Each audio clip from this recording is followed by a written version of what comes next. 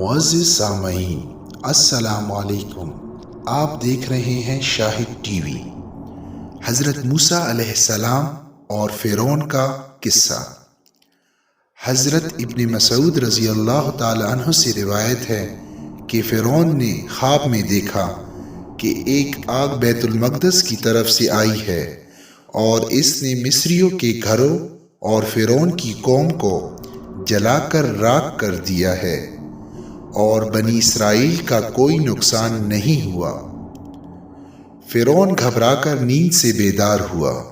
گھبراہٹ جوں زیادہ ہوتی جا رہی تھی، اس نے کاہنوں اور جادوگروں اور دیگر ماہرین کو بلایا اور اس سے خواب سے متعلق ان سے پوچھا تو انہوں نے بتایا کہ یہ ایک لڑکا ہے جو بنی اسرائیل میں پیدا ہوگا اور اہل مصر کی تباہی و بربادی کا باعث بنے گا۔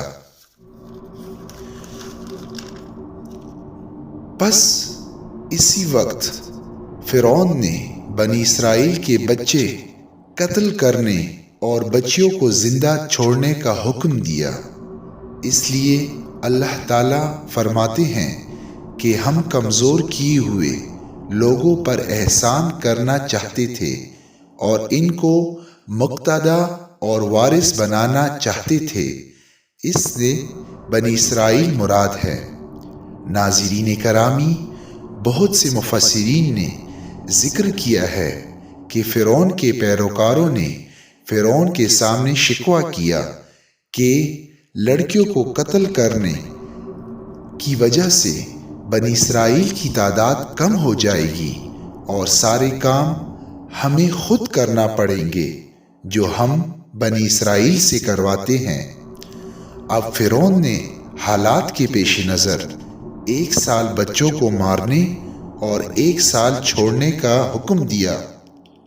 مفسرین کہتے ہیں کہ حضرت ہارون علیہ السلام اسی سال پیدا ہوئے جس سال بچوں کو چھوڑنے کا حکم تھا، اور حضرت موسیٰ علیہ السلام بچوں کو قتل کرنے والے سال میں پیدا ہوئے۔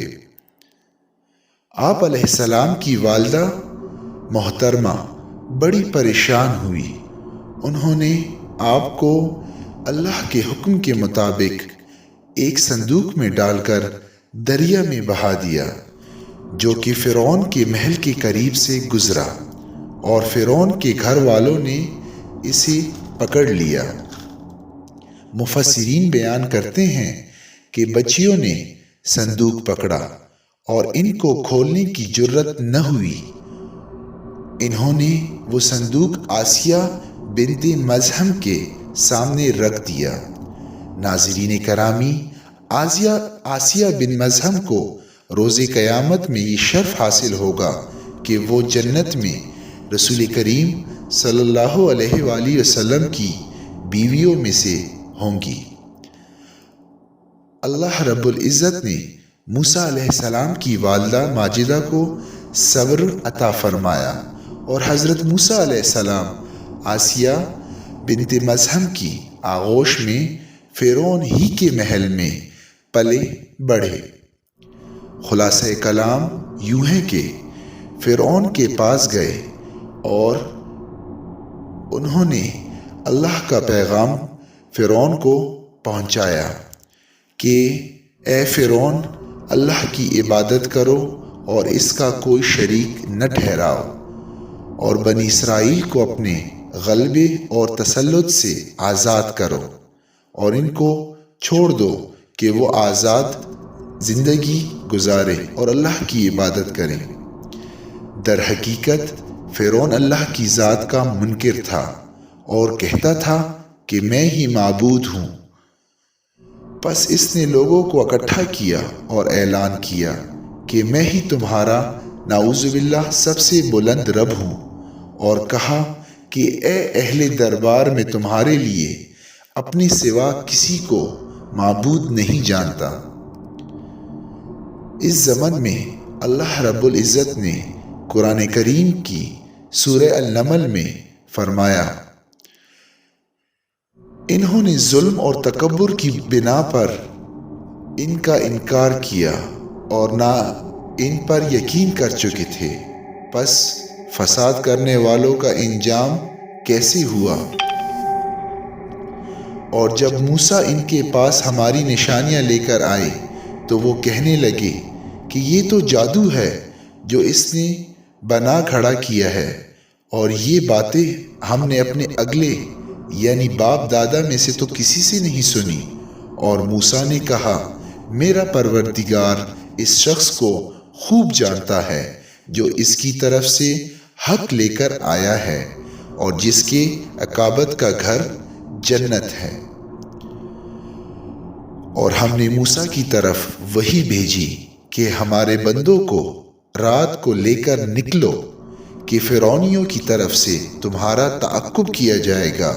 تو فرعون نے شہروں میں اپنے کارندے روانہ کیے اور کہا کہ یہ تھوڑی سی جماعت ہے اور یہ ہمیں غصہ دلا رہے ہیں، ہم بڑی جماعت ہیں اور ان سے چوکنا رہنا ہے۔ تو اللہ رب العزت قرآن کریم میں فرماتے ہیں، تو ہم نے ان کو باغوں اور چشموں سے نکال دیا اور خزانوں اور نفیس مکانات سے، یعنی ان کے ساتھ ہم نے اس طرح کیا، اور ان چیزوں کا وارث ہم نے بنی اسرائیل کو کر دیا۔ تو انہوں نے سورج نکلتے یعنی صبح کو ان کا تعقب کیا اور دونوں جماعتیں آمنے سامنے ہوئی۔ تو موسیٰ کے ساتھی کہنے لگے، ہم پکڑ لیے گئے۔ موسیٰ نے کہا، ہرگز نہیں، میرا پروردگار میرے ساتھ ہے، مجھے وہ رستہ بتائے گا۔ اسی وقت ہم نے موسیٰ کی طرف وحی بھیجی کہ اے موسیٰ، اپنی لاٹھی دریا میں مارو۔ تو دریا پھٹ گیا اور ہر ایک ٹکڑا یوں ہو گیا کہ گویا پہاڑ ہے، اور دوسروں کو وہاں ہم نے غرق کر دیا، اور موسیٰ اور ان کے ساتھ والوں کو بچا لیا اور دوسروں کو ڈبو دیا۔ بے شک اس قصے میں نشانی ہے، لیکن یہ اکثر ایمان لانے والے نہیں ہیں، اور تمہارا پروردگار تو غالب اور مہرباں ہے۔